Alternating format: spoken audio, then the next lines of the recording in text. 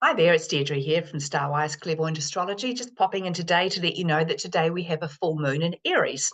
So full moons are when things come to fruition. Everything comes to the surface, our tides are higher, our bodies are more energized, um, emotions come to the surface a lot more easily. And because Arian energy is a very black and white, wrong or right energy, this is a very strong, super powered full moon because of the energy that it carries, but also because of the relationship it's forming with a few other planets at this time. So the first sort of major relationship that is being aspected at this time is the relationship between the full moon in Aries and Chiron in Aries. So Chiron is the wounded healer. So currently, his transit through Aries is all about teaching us: are you good enough? Can you stand on your own 2 feet? Can you lead others? Are you able to put yourself first? Do you think you're worthy of putting yourself first? So when we've got the full moon in Aries and being amplified by this conjunction of Chiron, those sort of issues will really come to the surface. So, and the moon illuminates things, it shines the light on things. So what will come up, possibly could come up for you at this time, is you'll become very aware of what those issues are that make you feel that you're not good enough. It won't be just this, oh, I'm just not good enough. It'll be, I'm not good enough because I think like this, or because I believe this, or because this has happened to me. So you're going to get a lot more sort of insight, but also understanding about why you might be feeling this way. And this insight of this understanding is so that you can heal this problem, not so that you can bury it back down again and forget about it. Let it come to the surface and allow yourself to feel it. Just work your way through it. It'll be okay, I promise. And the other big aspect that we have happening at this time is that the sun, there's the full moon in Aries, is going to form what we call a grand square, a grand cross, grand cardinal cross with 3 other planets.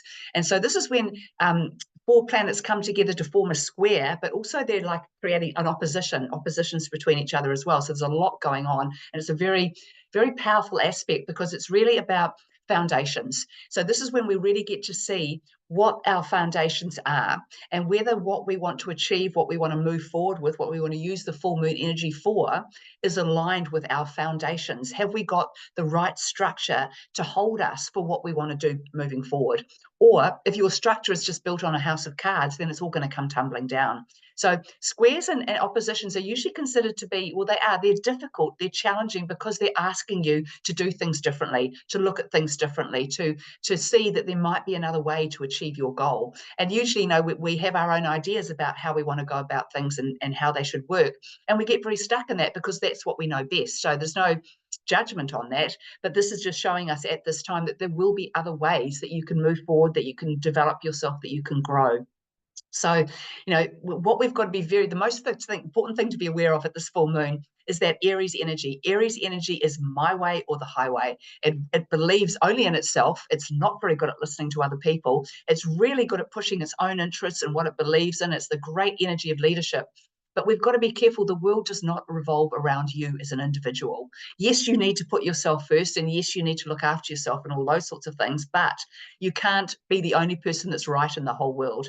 So this is a time where the energy will make you feel like you've really got to, stick in, dig your heels in and stand your ground, and that everything needs to be done the way that you see it very clearly. But this is where we've got to start to learn a bit more compromise. So be careful what you deal with at this full moon.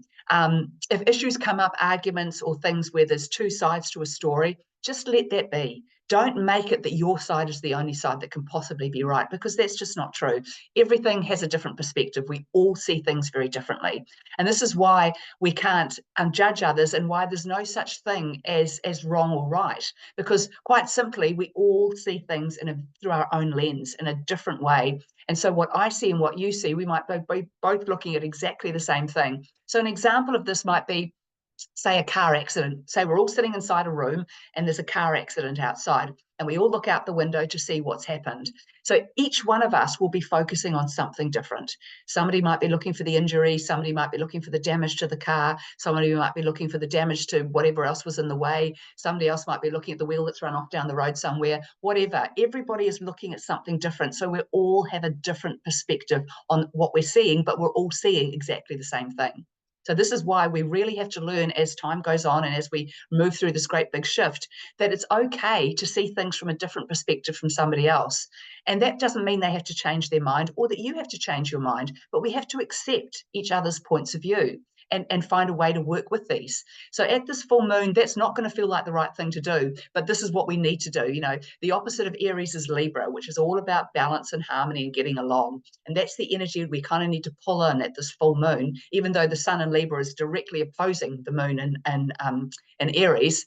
This is what oppositions do. They bring things to the surface. They create sparks when two things hit each other. And that spark is the resolution, is how we're going to fix this, how we're going to find a solution to this problem, or a solution for moving forward with our way of thinking. So enjoy this full moon. Don't forget to put all your crystals out there in the lovely moonlight and let them have a little charge up. And I will see you next time. Bye.